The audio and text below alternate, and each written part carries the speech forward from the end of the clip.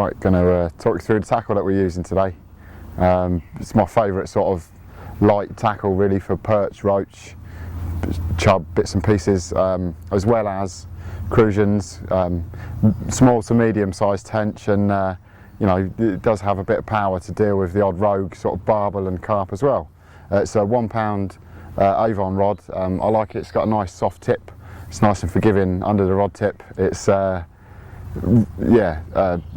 really soft where it counts, you know, but you've still got the backbone there. Like I said, you still got a bit of backbone to cast the feeder out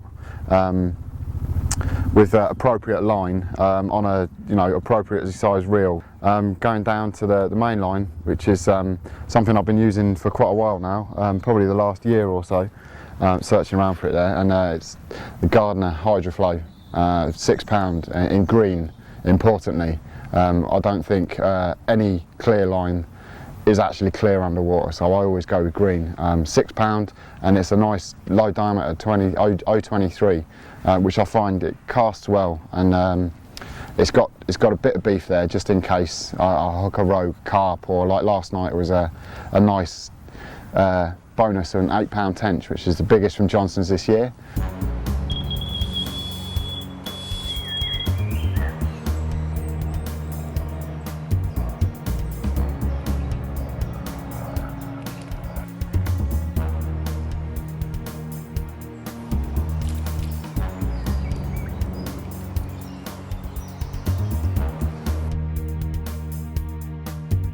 But coming down from the main line, as I say, we've got a bit of tungsten tubing, pretty generic really, same as the sort of flatbed method feeder that must pull out nice and easy for safety purposes, which we're always worried about these days.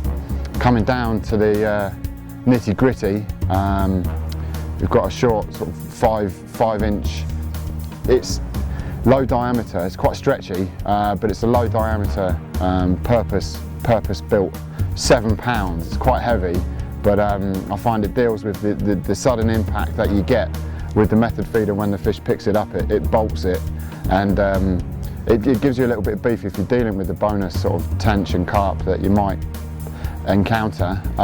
Couple it with a nice strong hook.